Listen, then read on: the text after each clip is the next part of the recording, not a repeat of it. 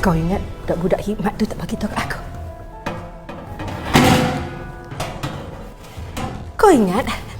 Hikmat kau tak mengadu? Mulut orang tak macam ni? Aku berhak untuk mempertahankan nasab aku, 7 keturunan nenek moyang aku. Syed Ahmed, Syed Ali, Syed Zainal, Syed Abdullah, Syed Muhammad, Syed Idrus, Syed Ali. Aku dah sebut Ali lah, lain. Ahmad. Dan ni Syed. Aku harap kau faham. Selesai. Faham? Ni aku. Jadi Kau ajar dia. Kau kena sedar diri sikit, ya? Anak engkau tu bukan keturunan ahlul baik, jadi jangan berangan-angan dan jadi menantu anak kawan Nabi yang ahlul baik. Ada faham? Faham?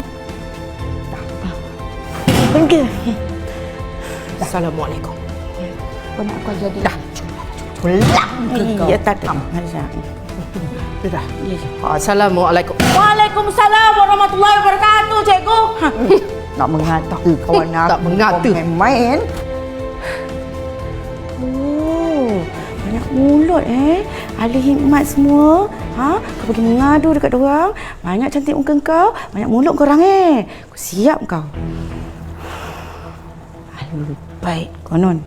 Jadi pada malam ini saya ingin mengambil kesempatan untuk memohon maaf jika sepanjang saya berada di sini ada kesilapan ataupun perbuatan saya yang telah mengguris para jemaah sekalian.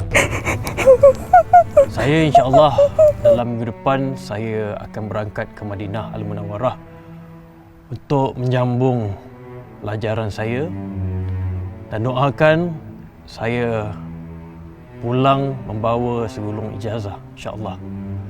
Dan seterusnya menyambung negasi dakwah dan risalah pada Nabi junjungan kita Nabi Muhammad sallallahu alaihi wasallam.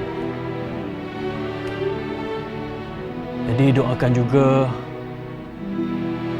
segala usaha saya selama ini diberkati dan diredai oleh Allah Subhanahu Wa Taala. Itulah insya-Allah doa. Macam aku doakan kau ya. Ya Allah, Allah bagi anak kita bersama. Amin, amin ya. Saya juga ingin berkongsi dalam kitab yang berada di depan saya ini, iaitu kitab Fadilah Amal, di mana pada zaman dahulu kita boleh lihat para sahabat walaupun mereka semua ini berjihad dengan susah payah untuk menegakkan syiar Islam,